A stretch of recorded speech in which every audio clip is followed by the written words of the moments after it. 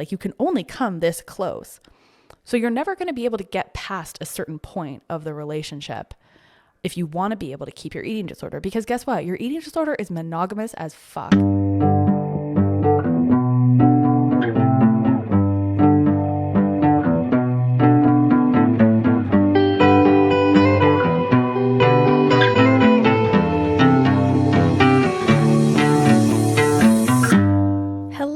And welcome to this week's episode of the Uncovery podcast. My name is Maddie and I'm recovering from anorexia, and I talk about it on this podcast. I actually have been thinking a little bit about my identification with anorexia, and when I either talk to people about it or it comes up somewhere, thinking about like, I had it, I have it, I don't have it. And it's not that I had it either. I'm in this weird recovering space that is far along enough that I don't identify very strongly with it at all anymore. But it's still, these little lingering pieces, and my brain still does weird stuff from time to time. So recovering feels like a longer ongoing process because this whole thing is just a big journey. But the idea that like, oh, I have anorexia is not resonant to me at all. But I still can't be like, oh, I had it, but I have nothing of it left. So it's weird. But okay. So if you've been around and you've been listening to the podcast and you happen to listen to the New Year's episode, I talked about New Year's resolutions, and one of them was falling in love, which was very cute. It should start with dating. So that was sort of the practical implementation plan for falling in love. So I started going out into the dating world, and in our modern era, unless you just want to actually fully resign yourself to the universe and be like, they'll run me into someone in the world, unless you want to do that, which I totally respect, and even lots of people I know, they're kind of like, I'm just gonna leave it up to the natural forces of whatever. I am not like a hugely patient person, so I'm like, look, I'm gonna give myself a little bit of a head start. Let's download dating apps. Having not been on them for let's just say a significant period of time. I've been out of the game for a long time. Okay, we'll just say that. So that was the approach, and it was a learning experience within a couple of weeks. January was wild. And then I was traveling back and forth quite a bit. I don't know what I was thinking, to be completely honest. All of these different trips and like this dream life scenario that I've always really wanted just sort of fell into my lap starting very early in the year, which also doesn't lend itself well to establishing a relationship that I was like in and out of town for the first couple of months anyway. But we got some good practice in dating and in discovering how different it is to date recovered-ish than when you have a really active eating disorder. It's night and day. It's crazy.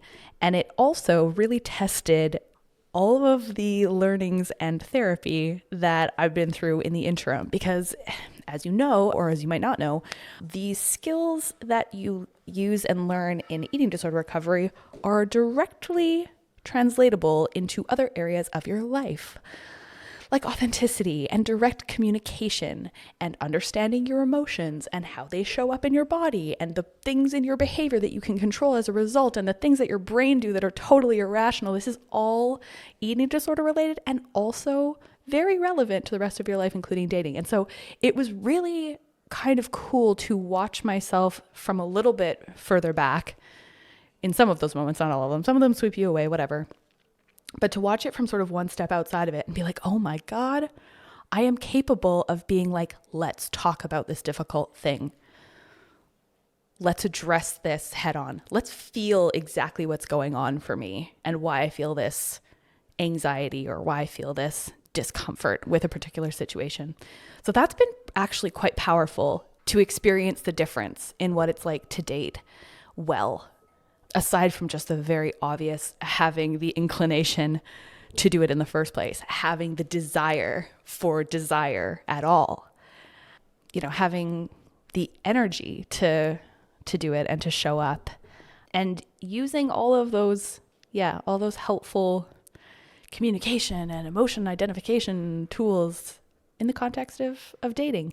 And the funny thing, the sort of cute and sad and naive thing that I assumed going in was that by the time I came back to the dating world, that everybody else also would have done their work. Everybody else would have been equipping themselves with emotional tools and direct communication, and that everybody would have stopped lying. Which is, that's cute. It's a cute idea to be like, oh, well, surely everybody that's, over 30 clearly would have done their healing. No, not everybody does. And that's okay. Not everybody can meet you where you are. And even if they've done some, or they've done all theirs, it still doesn't mean that they're going to be right for you. So that's okay. But anyway, it's actually going really well. I feel totally optimistic and at peace and excited, despite the fact that I'm actually in London. And just stay tuned. Okay. Dating with an eating disorder. I am going to do my best to be as specific and authentic as I possibly can about the experiences of dating and relationship within my own experience of an eating disorder. I am also going to be vague enough that everybody in question can remain as anonymous as possible, because I'm not here to tell on anybody else, or here to share pieces of people's stories that haven't agreed to it. But yeah, from my perspective, there are differences in the way that you participate or can participate in a relationship or in dating, depending on where you are in your eating disorder, which I think is kind of an emerging theme in some of the topics of the podcast. Is it depends where you're at. And so the overarching theme that comes to my mind when I think about being in an eating disorder and trying to date or do relationship is that you have to run and hide and be secretive and be unavailable to the reality of your own existence in order to maintain your eating disorder, period. And so if you try to integrate a relationship with another person, you are going to live out that same pattern in regards to them, the running and the hiding and the secrecy. And that makes it really difficult for you to connect. If there was a one line on can you date when you have an eating disorder, the answer is you can, but you probably shouldn't. But when you have an eating disorder and you don't want to recover, or you haven't identified it, or you're not working towards addressing it, then that's not that advice isn't going to help you, right? That's not going to help you, because you're just going to want to live your life the best that you can and sort of continue on through the motions of what you think a successful or happy life looks like to the best of your ability. Or at least that was my experience. So until I had even identified or admitted that I had an issue, I was just, I don't know what I was doing. I was thinking that I was doing normal things in terms of relationships and dating. But it became apparent to me that I was running away from things that were good to me or good for me. And I was seeking out things that were typically very unavailable to me, or volatile, or hurtful, and that were not from now like a healthy brain. Like it's something a situation I would never want to put myself in or through again. And I think a lot of us think that we have this problem, right? This idea of like, oh, the people I want don't want me. And the people that want me, oh, I don't want. What that tells me is that there's a level of emotional unavailability. Because if you are chasing after someone that is moving away from you, and then they turn towards you, and then they're like, all right, let's do this. And you're like, oh, hell no. And then you're running away. It's because you were not actually prepared to be seen. You were not actually prepared to be emotionally available to that person.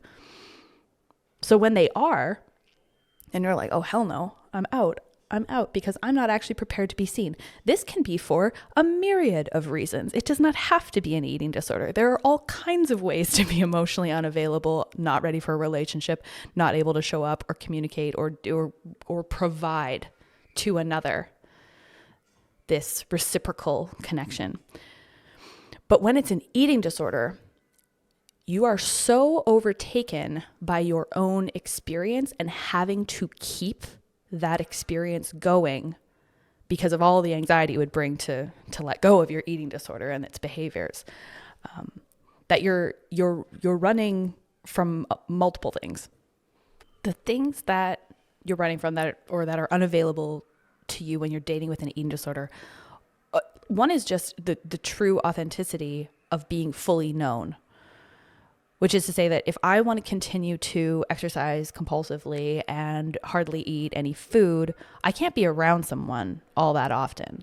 I can't be around someone that's actually paying attention to me, that actually cares about my well-being, because they'll pick up on that and they'll actually give a shit, and they'll actually like probably call me out at some point to be like, what's all this about? Like, this is not fine. And if they care about you and they love you, they're really not going to be able to watch you do that to yourself without intervening at some point. So you can only let someone in to a certain degree. I'm talking with my hands and I'm holding my arm straight out in front of me. Like, you can only come this close. So you're never going to be able to get past a certain point of the relationship if you want to be able to keep your eating disorder. Because guess what? Your eating disorder is monogamous as fuck. Your eating disorder does not want to share you. There's no ethical non-monogamy when it comes to your eating disorder. They're like, you're mine and you're mine alone. And I'm going to make it impossible for you to connect to somebody else at the same time. But at the same time that you are running away from things that might actually be able to see you, people that might actually be interested in the person that you are, which is shrouded, by the way, which we'll get to, because you can't actually be your full self when you're that ill anyway. But the thing that you end up running towards are things that provide such a large degree of stimulus that they can actually activate the parts of you that are very, very numb. So eating disorders make you extremely numb to your emotions because that's the whole point of them. That's why they work. That's what the mechanism is. We are coping with our anxieties or negative emotions that we do not want on some level.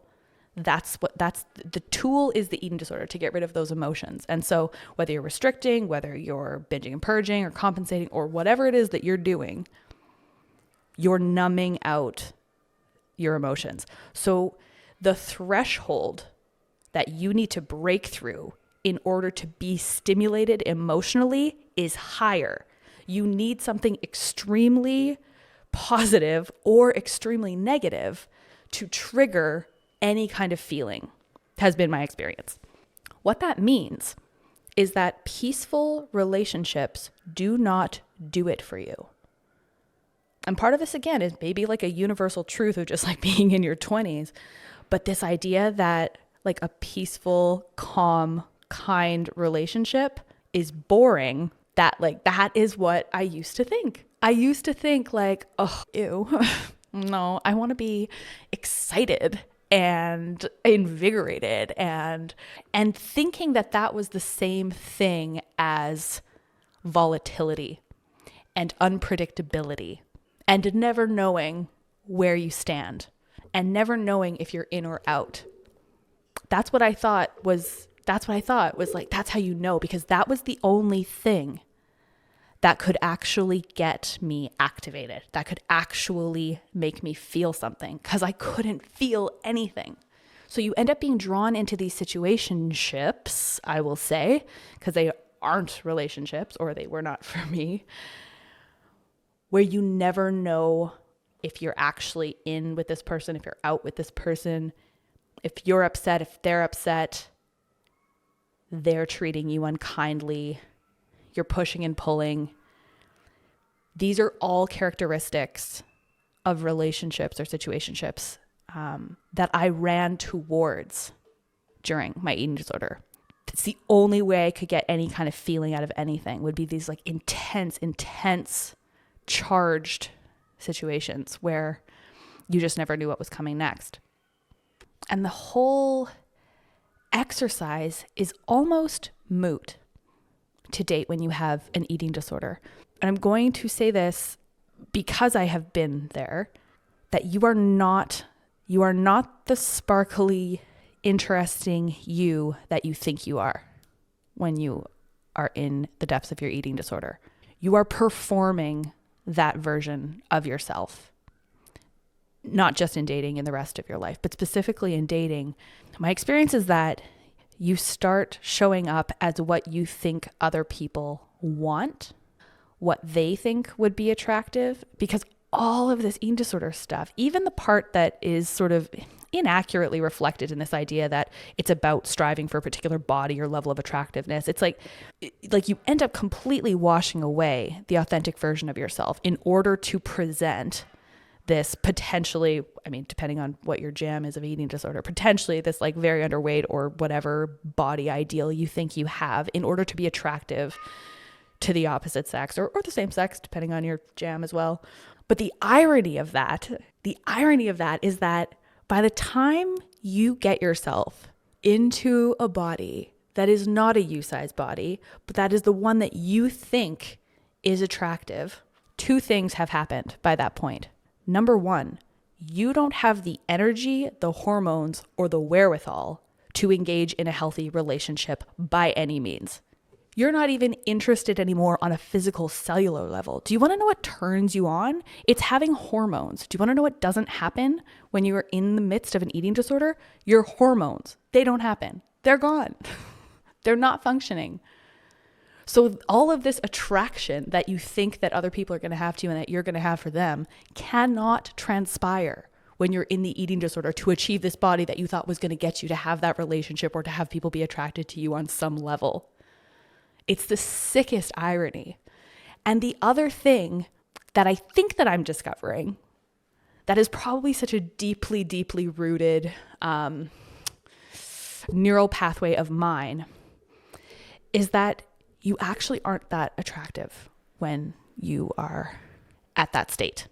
Oh, I don't know, controversial to say out loud. Maybe. I know that we're not supposed to be fixating on bodies and whatever is attractive and different strokes for different folks and whatever. But like, do you want somebody who, let's just use anorexia as an example. Do you think that you want someone or you want to be with someone, you want to date someone that thinks that an extremely emaciated or underweight version of you is attractive? Just like think about that for a second.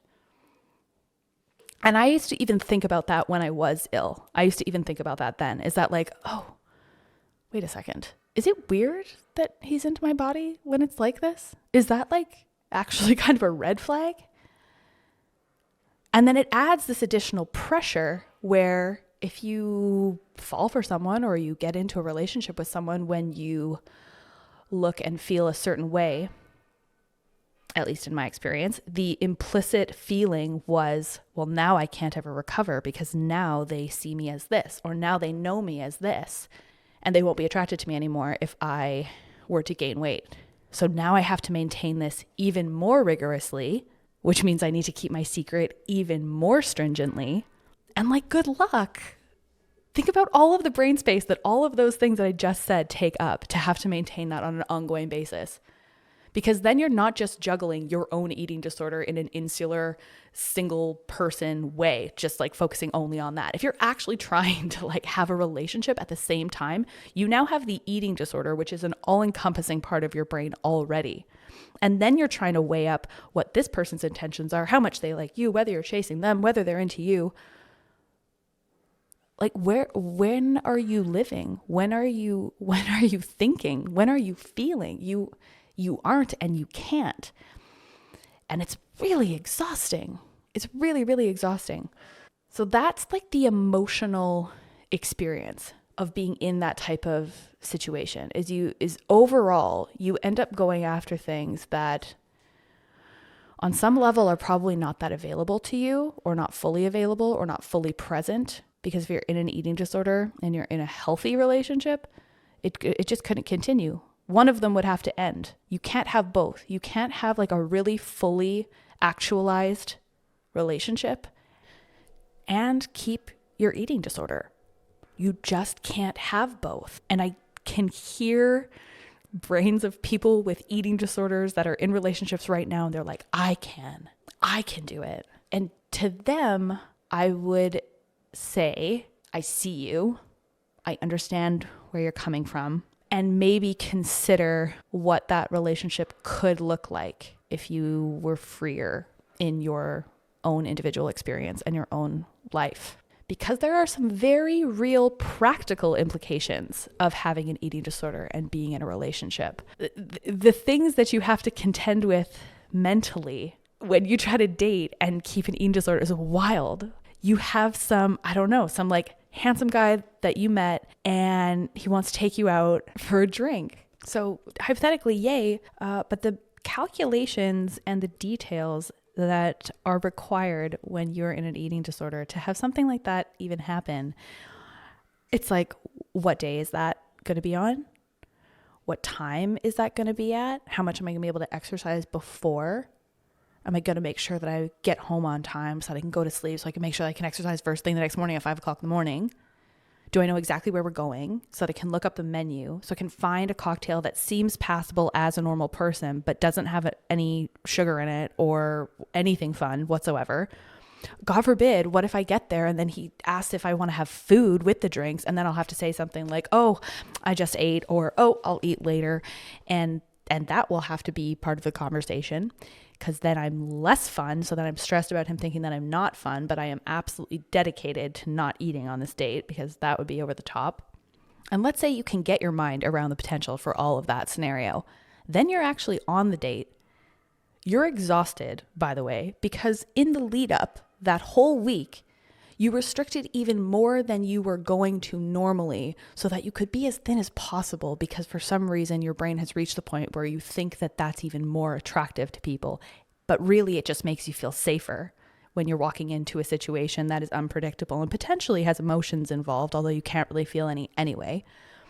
But then you're there and you're on the date and you're trying to have a conversation and you're trying to focus, but all you can think about is how many calories are in the popcorn that they gave you at the table. And you're trying to have a conversation and you're trying to get to know this person and be sparkly so that they'll like you. But if they actually end up liking you and wanting to see you again, the risk and the ante just increases. Because what if next time they say, I'd like to take you out for dinner?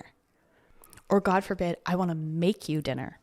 Like, the worst case scenario becomes that somebody wants to continue to date you, which is the actual point of dating.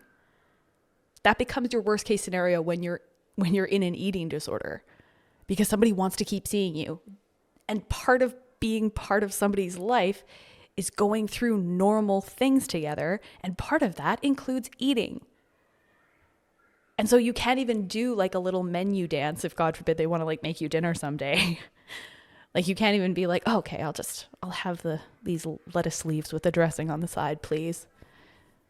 Like, I don't know what I thought. I don't know if I thought people are going to think you're so fun. People are really going to want to date you. Does that sound fun to date someone that's eating lettuce? Like, yeah, hell yeah. I want to spend my life doing this with you. You're fun. Would you like to share some, like, do you want to bite of my lettuce leaf? Like, what are we doing here? It's tragic. It's tragic. And I have a very dark sense of humor about this, because I can reflect now on the absurdity of the reality of my previous existence. But to think about being in it is so sad. It's so sad to be like, the worst case scenario is somebody actually wants to be near you. And you cannot let that happen because you have a partner. Your partner is your eating disorder. And yeah, he's abusive, but he's familiar. I will tell you what I thought my dating hack was when I was dating in my 20s and was very much in my eating disorder. Keep in mind, of course, that during all of this, I was constantly in some kind of version of like a 3-year situationship where I was never fully in a relationship with somebody, but I was never out of their life. And it was this constant in and out, like thing. There was always a thing going on. And it was always somebody that wouldn't choose me, always somebody that was never going to choose me. But that was on some subconscious level for me, that was the appeal. I didn't know that consciously. I was devastated during these situations. But on some level, if they had ever kind of turned towards me and been like, all right, I do choose you, it was never going to happen. But if they did, I would have been like, oh, absolutely not. So even when I was dating and had these like underlying situationships going on at all times, my hack for dating was like coffee dates. Because coffee dates don't have to require food, and you can get black coffee or tea, which I don't even like. I am convinced that I don't like tea. This is up for change. I'm very much looking forward to having my mind changed about this, but I have been very strongly convinced that actually nobody likes tea. And that we all just like decided that it was good for us and healthy and whatever. Maybe that's just like an eating disorder thing, because I spent so much time when my body could no longer tolerate the level of caffeine that I was putting into it. I would have to at some point switch to tea because it also still couldn't have any calories, right? So I couldn't drink anything fun. But I would have tea. And maybe that's why I'm like, tea is not good, because I would just have tea plain with nothing in it.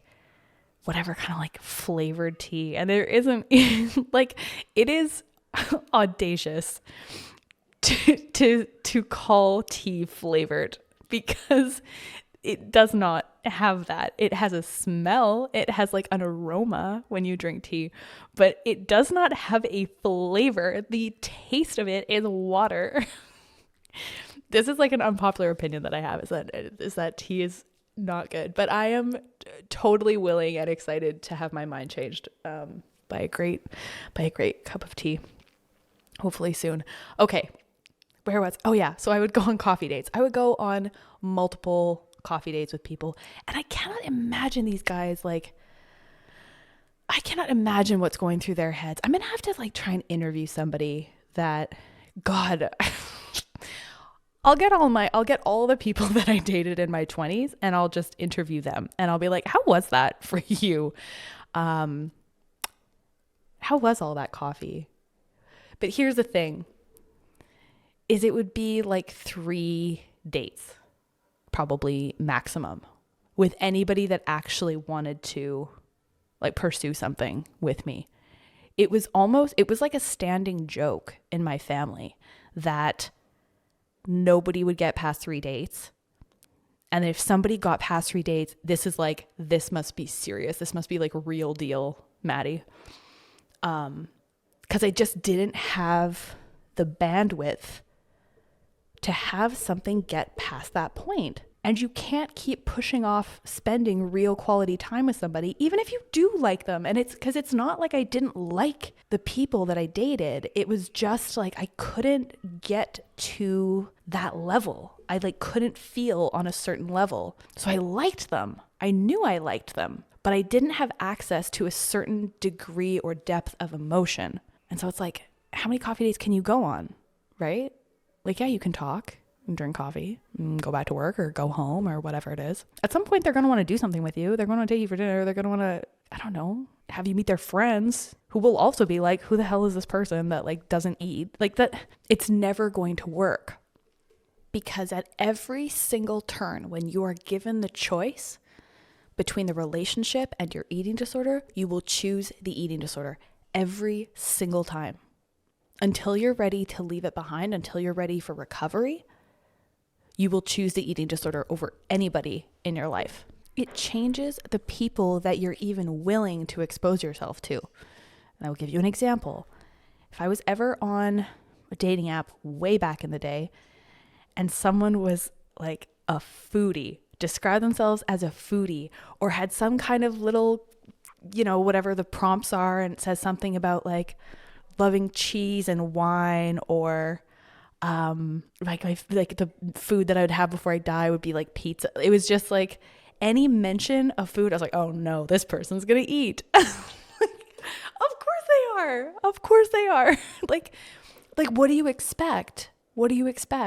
So it's like you're then you're swiping left on people that are potentially great people because they deign to eat something. You end up in an abusive relationship with your own brain, which is impossible to escape from, because as soon as somebody who could maybe show you that there's something better, and they start to kind of bump up against that resistance that you have, that like militant thing that you have to do around food in your body, as soon as they start to bump up against that, you will find a way to unravel it. And that's not always going to look like just breaking it off with somebody, because you're also, in a lot of cases, really still wanting them to like you on some level. Like it's impossible, because you're like, I don't want this person to not like me,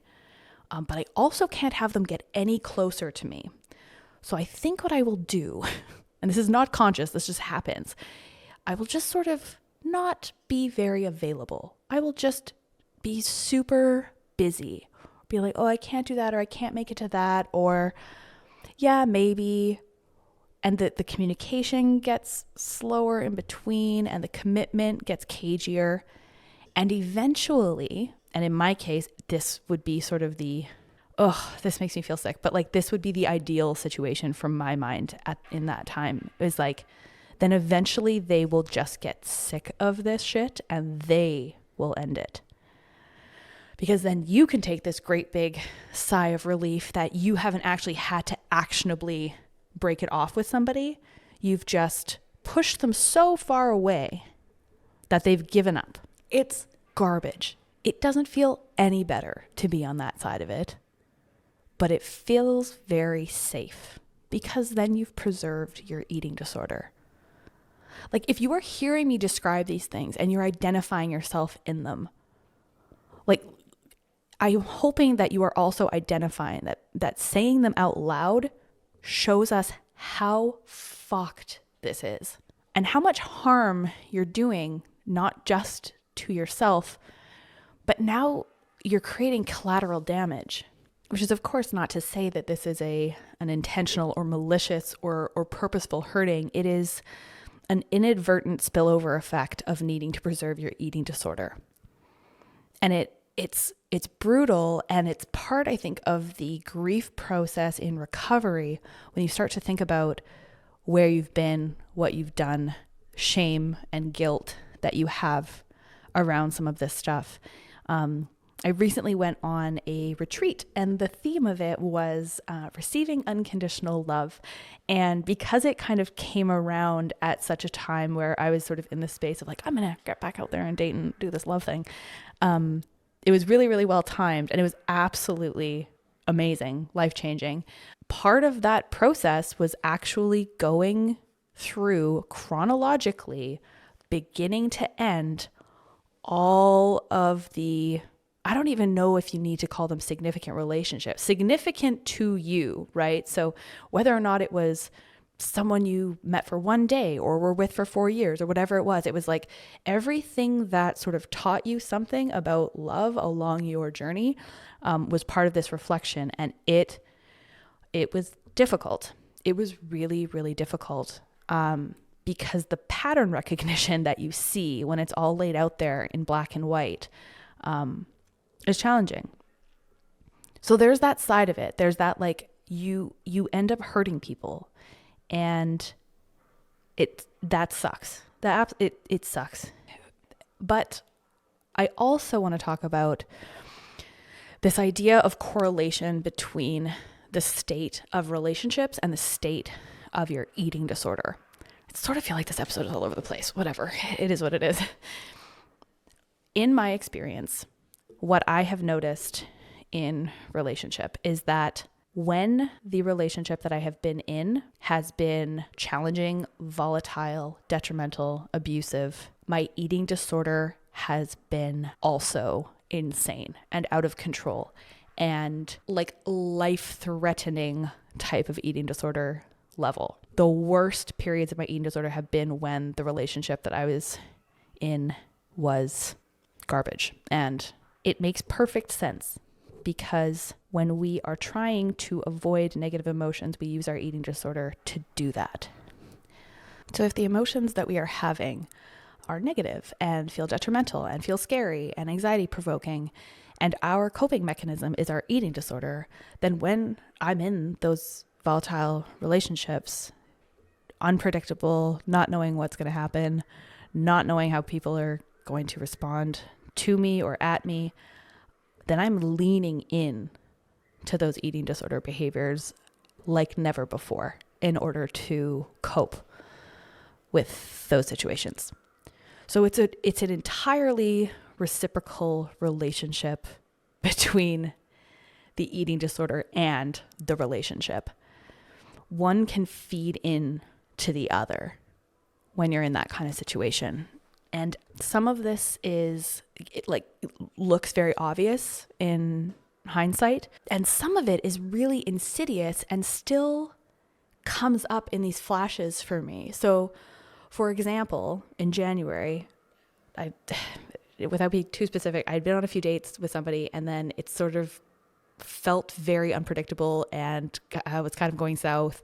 And I was so anxious about it. And I have the ability now to feel anxiety in my body in a way that I really never could in the past. And it's great because you can then really process, be like, where's this coming from? And do healthy things with it. But all I could feel in the moment was I need to run. I had so much anxious, nervous energy that I was like, I must run. And so what this is teaching me is that if I'm feeling drawn to eating disorder type behaviors, right? Because coping with exercise is still not, it's fine for healthy people. It's kind of going to be a point of contention for me probably for a while where I'm I can't just lean into exercise as I'm going to go burn away the anxious energy. It's just not, when you're in recovery, this is not a great idea. But when I feel that drive towards doing that, I need to take a hard look at why that is and why it is that I'm interacting with somebody that brings out that feeling in me. What is not happening in that situation that needs to happen in order to make me feel safe enough to not feel like I need to go run for miles in order to burn off my nervous energy.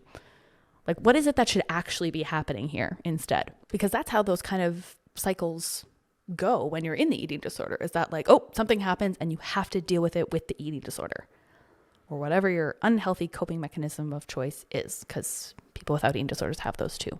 So there's just a multitude of reasons that it doesn't work well. And this is not to say that anybody that's in a relationship isn't in a real relationship if they have an eating disorder. I am infinitely curious about how that could possibly work if you're not in really strong recovery, because you can listen back to the Lakshmi episodes about why having a partner really in the recovery process with you, especially early days and throughout it, might not be ideal, because they end up becoming a caretaker because you're not in a right mind enough to know where the boundaries are between yourself and your recovery and another person. It ends up being sort of this parent relationship, and it's not ideal. So part of this whole problem is keeping secrets. Obviously, we've talked about that. Your self-esteem when you have an eating disorder is kind of garbage, and we all know that not really loving yourself makes it really difficult to love somebody else. And that is so cliche, but it is unfortunately so true. You really do have to know who you are and know what you're about and like yourself to feel really comfortable and safe stepping into something like a romantic relationship. Social situations, obviously for dating, not ideal. Communication is like the be all and end all if you want to be in a happy and a good relationship.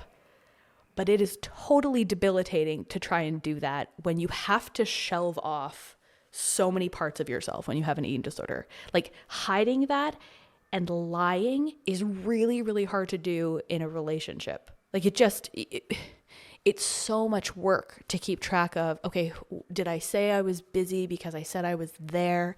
Did I say I'd eaten before or after? When did I say I was meeting my friend to eat instead of eating with this person? Like if you can just be honest, it alleviates all of that, but you can't be honest and keep your eating disorder.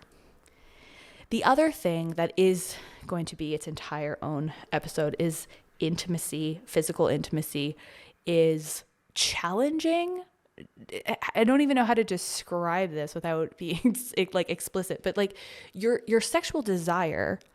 I'm going to have to tell my parents not to listen to this episode because they got all weird about the Lakshmi episode about me waking up on a Sunday morning with someone. They were like, you got to warn us about that. I was like, you think that I made it to 33 and I'd never woken up with somebody on a Sunday morning? Okay, I digress. Mom and dad, stop listening at this point. Okay, fast forward. You do not have functioning hormones. And I don't know that it really even matters what kind of eating disorder is your jam, whether or not you're like binge purge bulimic or whether you're anorexic. Certainly with anorexia at a certain point, your hormones stop functioning. If you want to listen to that episode, there's one about the endocrine system with Dr. Greg Dodal. But if you don't have hormones, some of those hormones are what creates desire. Those hormones come from fat stores in a lot of cases. And when you are starving, you don't have those fat stores, but also your body is in basically fight or flight mode at all times. And it's just trying to keep you alive. So all of the priorities of your body are focused on keeping your heart beating, keeping your lungs moving, and that's pretty much it. And then it's driving you to seek out food. So it's taking over brain so that you're thinking about food all of the time. Those are like the basic functions of your body when you're starving. So not on that list is reproduction, right? So like your period stops, you don't have hormones, and that means that you likely have a very low sexual desire. Now again, with the irony of this is being like, oh, I'm going to be feeling so hot about myself when I'm thin, then I'll really want to have sex. Absolutely not. Absolutely not. I will tell you this. And then I will sort of like shelve this so that we can have this other full episode on this because I think it's worth its own. I will tell you this. The times that I have been the most interested in sex have been when I am not underweight. That I have been squarely in like my body's happy place where my hormones are functioning. And then I'm like, oh shit, I'm not asexual. I was just anorexic. Like just trust me that like you're not asexual, okay? You just have something else going on with your hormones, which is that they are not properly functioning, and desire returns when you rehabilitate yourself nutritionally. Now, that said, there's this whole other part that isn't specifically just about hormones and nutrition, but it's about body image and the psychological way that you sort of see your body and how comfortable you are with it and with its changes, specifically if you're recovering, because there will be this period of time that you've gained weight or you've physically restored what you need to restore, and you may feel more lovey, you may feel more sexual, but you might still have this overwhelming insecurity about parts of your body. And that can last for a while. From what I hear and from what I've experienced, there's a period of time where you have to just stay at that place with your body. You just have to like stay there, grin and bear it, get through it until it just starts to feel better. And I realize that if you are in the middle of this or your early stages recovery, I realize that this feels like a lie or a platitude or like, just stay with it and it'll get better. I promise. It's a really hard thing to convince you of, but I swear to God, I swear to you, I've been at this. I've been in it.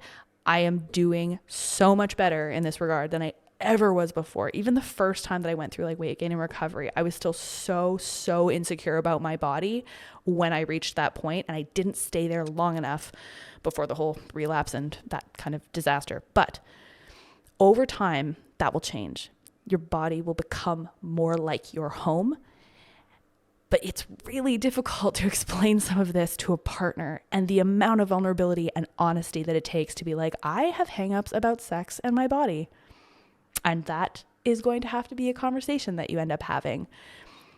If you are with the right person, they're going to be all ears, and they're going to be understanding and open, and they're going to hear you, and they're going to be like, what can I do? And I don't have all the answers for this. This is going to be a very individual experience for everybody else. But I will tell you that I've had a situation where I was still, I don't even know how much of this was eating disorder related, or just that I personally need to know that not every physical, intimate moment has to lead to sex.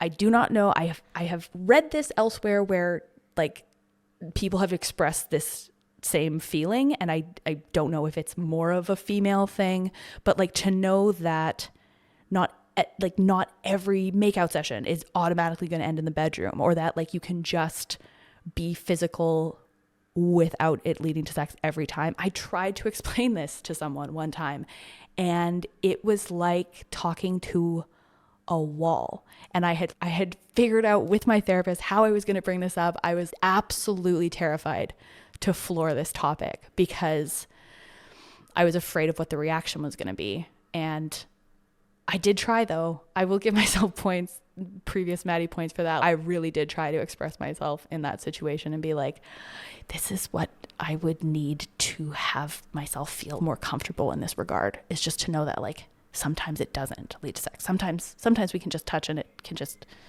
not be sexual every time. It was not necessarily successful, but I did try.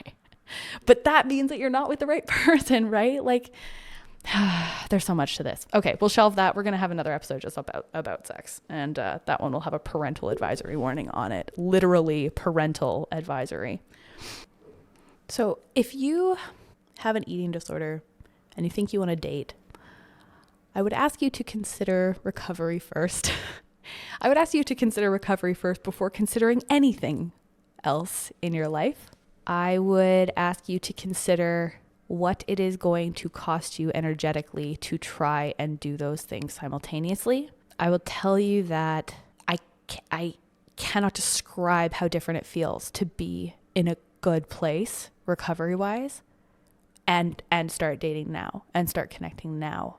It's not even in the realm. Like, life can be so much fuller and so much better, and you will be the fuller, sparklier version of yourself. And that's the person that you want to be in a relationship. That's a person that somebody you would want to be with would want to be with. If I'm being completely transparent, a huge driver for me in early recovery was that the life that I wanted on the other side of the eating disorder had a romantic partner, had my person.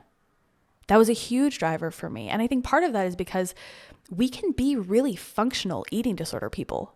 We can get jobs and we can do higher education and we can have friends and relationships with our family even. Not the best ones maybe, but we can be high functioning in society and accomplish a lot of stuff while still having our eating disorder. But the buck stops with romantic relationships. That requires such another level of depth that is not accessible to you in an eating disorder. So for me, that missing puzzle piece of like what I imagine my life to be drove me to do recovery full on. It was a huge factor for me. It's a really weird thing to be like, oh yeah, I recovered from my eating disorder, because I wanted to have a husband at some point. It's not that simple, but it was a huge driver of being like, I wonder what my life could look like that it doesn't currently, right? Like the things that I don't have currently in my eating disorder, what does recovered Maddie actually get to have at the end of this? And that's part of it. And it's so exciting to be like moving into that. I can't even describe how cool that is. because because love is so great and it's everything, and it's actually everything. And I think that's why, this was a difficult episode to sort of outline it. Like it's a stream of consciousness, probably doesn't even really have any logical flow to it, but it's so important to talk about, because I think that human connection and love is actually basically the only thing that matters and gives all of this purpose. So to kind of go without that as a result of your eating disorder, it's just not worth it to live like this, or to get stuck in like relationship light. And go listen to the Lakshmi episode again if you haven't, but like that half relationship where you're not really fully in it because you're keeping part of your eating disorder. Or we're both kind of, you're both in this situation where like, oh, we just don't talk about that, or we know it's there, but we're not addressing it. That's not it. That's not what we're here to do. We're meant for more. And it's really exciting to get to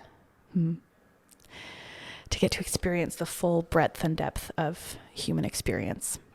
And what I will sort of mention is that I think at some point I probably would have had the question of like, well, when will I know that I'm ready to date? When I'm in recovery from my eating disorder, like, do I need to be 6 years into recovery before I'm able to actually like get back out there?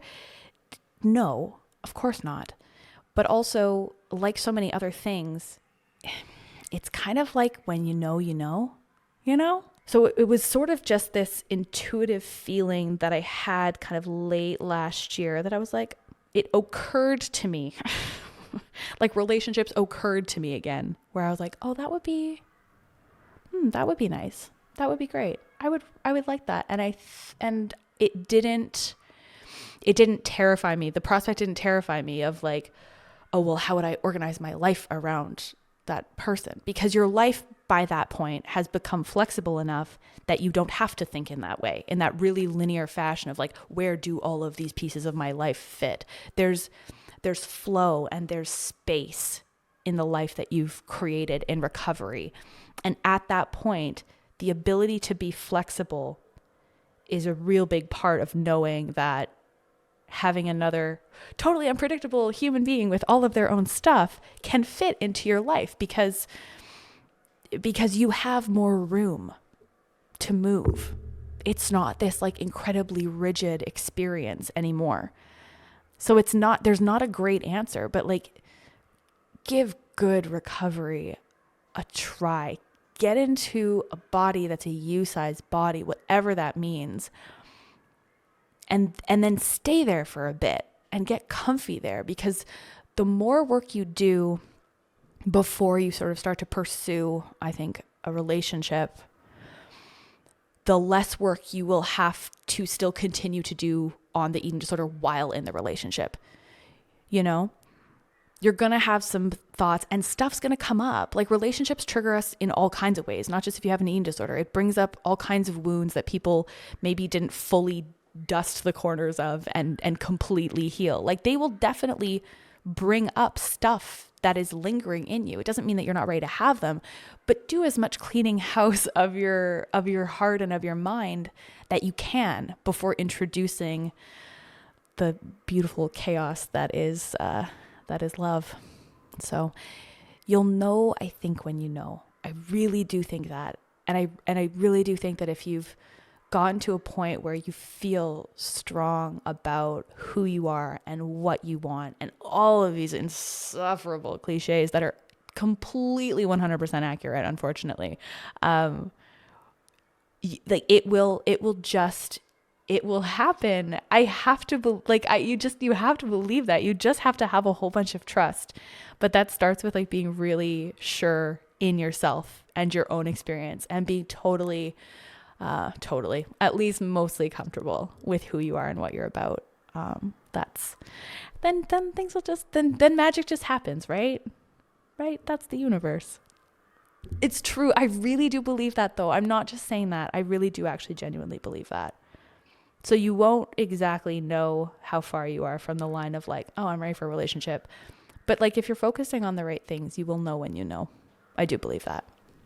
So if you are considering dating somebody with an eating disorder, I would encourage you to not.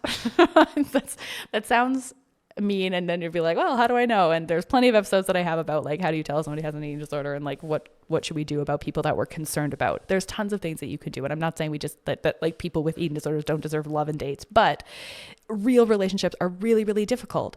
And supporting recovery is going to end up having to be number one at some point. It's just a matter of how long you want to kick that can down the road. And I know how lovable people with eating disorders are, because they're just people that have great qualities just like anyone else, right? So you will see this like sparkle in them that maybe they can't even see, or that is being overshadowed by their eating disorder. And you're convinced that they can become better. You are right about that. And they need to recover. They need to, because you will at some point, this like insidious thing will derail your relationship, and it can create a lot of pain for everyone involved. All right. I don't know how much more there is to say about this. I guess, what now, right? What does the rest of this now look like now that I'm a normal person-ish with like a normal-ish life? What I'm sort of discovering is that it doesn't have to be so hard. You know, it doesn't have to be a job to date. I kind of thought that at the beginning a couple months ago, where I was like, yeah, I'm going to like do this. I'm going to set this as a part of my New Year's resolution. I'm going to have this as part of the to-do list. Like, I'm going to go and find love. It seems that is not actually how it works. All of it sounds like platitudes. All of it sounds super cliche. Even when you are doing things like dating on apps, it still will take you by surprise, I think, how you end up finding somebody that you actually really like, because that's how the universe works, baby. That's it. Doesn't have to be that hard. Just kind of trust a little bit. That's what I'm working on. I'm working on patience and trust. I'm working on patience and trust and peace, and continuing to keep my eyes open in the learning that relationships are peace and not plot lines. And all of that volatility and stories and nonsense is just that. That's just attachment to something that feels really intriguing or activating. But being activated is actually not what we're after. That like intense, insane, I have to go run to burn off this feeling type of butterflies, those are not love butterflies. Those are anxiety butterflies. And we need to figure out how to get really good at differentiating between those things. That's not like attraction. That like zhuzh, that chemistry feeling that you feel and you're like, I need to run. I can't sleep. I can't eat. Like, that's too much. That's not it. That's not it. You can feel excitement and peace at the same time. These are new lessons. These are new lessons for me. I'm learning this as I go. So for everybody that already knows this, congratulations. Good for you. All right. I'm sure that, I don't know, more things will probably come to my mind as soon as I stop recording, but that is a plenty long enough episode of me rambling about dating and eating disorders. Stay tuned for the next episode. If you are on your phone, you're already on your podcast app, wherever it is that you are listening, you might as well go leave me a little rating and a review, because that would make my day. That would be great. Leave any comments underneath the post on Instagram, or you can send questions to our DMs or to the question box on the website if you have any thoughts on this. All right, that's enough from this hopeless, soft, romantic loser. Have a great day.